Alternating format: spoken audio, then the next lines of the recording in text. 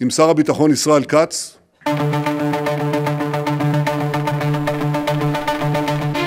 এই মানচিত্রটি ভালো করে খেয়াল করা যাক।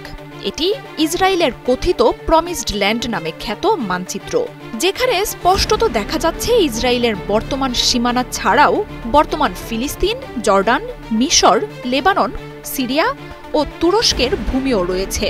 অর্থাৎ ইসরায়েল এসব দেশের জায়গা দখল করার ফন্দি আঁটছে, যার জলজ্যান্ত প্রমাণ দেখা গেল গত 2 দিনেই। বাশার আল আসাদের পতনের সঙ্গে সঙ্গেই ইসরায়েল সিরিয়ার গোলান মালভূমির বেশ কিছু জায়গা দখল করে নিয়েছে। 50 বছরের মধ্যে প্রথমবারের মতো ইসরায়েলের ট্যাঙ্ক সিরিয়ার সীমানা লঙ্ঘন করল। বিশেষজ্ঞরা বলছেন, স্বার্থান্বেষী ও সুযোগ সন্ধানী ইসরায়েল প্রতিশ্রুত ভূমি দখলের দীর্ঘ এক পরিকল্পনার বাস্তবায়ন করছে ধীরে ধীরে। ওয়ালটন এসিতে ইনস্টলেশন একদম ফ্রি। বিশ্বাস অনুযায়ী নিজ জাতির মুক্তির জন্য ঈশ্বর এই ভূমি দিতে আব্রাহামকে প্রতিশ্রুতি দিয়েছিলেন, যার মধ্যে বর্তমান ফিলিস্তিন, জর্ডান, মিশর, লেবানন, সিরিয়া ও তুরস্কের কিছু অংশও রয়েছে। বহু আগেই ফিলিস্তিন, জর্ডান, মিশর ও লেবাননের জায়গা দখলে নিয়েছে নেতানিয়াহুর দেশটি। বাশার আল আসাদের পলায়নে হাতে এসেছে সিরিয়াও। আর এই দেশটির সাথে সীমান্ত থাকা তুরস্ক এখন ইসরায়েলের থেকে খুব বেশি দূরে নয়। 24 বছরের স্বৈরাচারের এক শাসন কায়েম করলেও যুক্তরাষ্ট্র ও ইসরায়েলকে প্রতিরোধের শেষ স্তম্ভ ছিলেন বাশার আল আসাদ। তার পতনের মধ্য দিয়ে সিরিয়া দখলের এক নজিরবিহীন খেলায় মেতেছে ইসরায়েল। বাশার আল আসাদের সিরিয়া ত্যাগের পর দেশটিতে শতাধিক বিমান হামলা চালিয়েছে ইসরায়েল। 50 বছরের মধ্যে প্রথমবারের মতো সীমান্ত পাড়ি দিয়ে সিরিয়ায় অঞ্চল দখল শুরু করে নেতানিয়াহুর বাহিনী।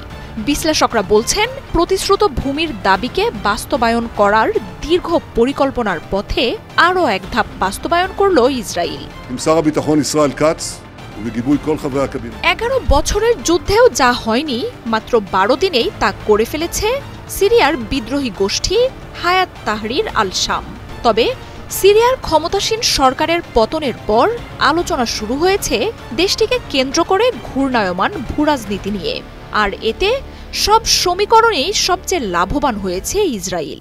মধ্যপ্রাচ্য নিয়ন্ত্রণ এবং ইরান ও ইসলামী প্রতিরোধ অক্ষকে দমনে যুক্তরাষ্ট্র ও ইসরায়েলের বহু বছরের স্বপ্নও পূরণ হতে চলেছে। ישראל כץ ובגיבוי כל חברי הקבינט. এমনিতেই ইসরায়েলের সাথে যুদ্ধে ইসলামী অক্ষজোট আগের চেয়ে দুর্বল হয়ে পড়েছে। মিত্র বাশার আল আসাদের পতন মধ্যপ্রাচ্যে ইরানের প্রভাবও দুর্বল করে দেবে। সিরিয়ায় রুশ ঘাঁটির ভবিষ্যৎ নিয়েও তৈরি হয়েছে শঙ্কা। আর এমন পরিস্থিতিতে একতরফাভাবে সিরিয়া দখলের নেশায় মেতেছে নেতানিয়াহু। 1967 সালের পর আরব ইসরায়েল যুদ্ধে গোলান মালভূমি দখল করে ইসরায়েল। তবে আরব দেশগুলো স্বীকৃতি না দেয়ায় বিতর্কিত ওই অঞ্চলটিতে বাফার জোন তৈরি করে সেনা পাঠায় যুক্তরাষ্ট্র ও জাতিসংঘ। ছিল সিরীয় সেনারাও। আসাদের পতনের পর গোলান মালভূমি থেকে সরে গেছে সিরিয়ান সেনারা। এই সুযোগে গোলান মালভূমির সিরিয়ার অংশে প্রবেশ করেছে ইসরায়েলি সেনা ও ট্যাঙ্ক। অঞ্চলটিতে থাকা সিরীয় গ্রামবাসীদের ঘর থেকে বের না হওয়ার নির্দেশ দিয়েছে নেতানিয়াহুর বাহিনী। ইসরায়েলি বাহিনীর পথে কোনো প্রতিরোধ এলে তা খারাপ পরিণতি ডেকে আনবে বলেও হুঁশিয়ারি দিয়েছেন নেতানিয়াহু। একদিকে সেনারা সিরিয়ার ভূমি দখল করছে, আরেকদিকে শত শত বিমান হামলায় সিরিয়ার অস্ত্রভাণ্ডার, ইসলামী প্রতিরোধ যোদ্ধা এবং সামরিক ঘাঁটিগুলো ধ্বংস করছে ইসরায়েল।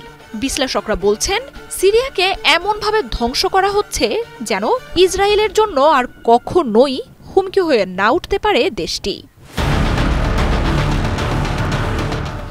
সিরিয়ার বাশার আল আসাদ সরকারকে অবারিত সাহায্য দিয়ে গেছে ইরান ও রাশিয়া।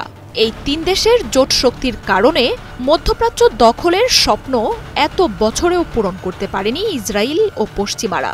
এছাড়াও সিরিয়া সীমান্ত ব্যবহার করে লেবাননের ইসলামী প্রতিরোধ দল এবং ইরানে অস্ত্র সরবরাহ করা হতো। এসব অস্ত্র ব্যবহার করা হতো ইসরায়েলের বিরুদ্ধে। সিরিয়ায় থাকা রাশিয়ার ঘাঁটি অঞ্চলটিতে যুক্তরাষ্ট্রকেও চাপে রাখত। রাশিয়া ও ইরান যখন নিজেদের প্রতিরক্ষায় ব্যস্ত, ঠিক তখনই বিদ্রোহীদের দামেস্ক দখলে পাঠায় নেতানিয়াহু ও বাইডেন। חמאס מבודד יותר מתמיד. মার্জিয়া উপমা, ৭১।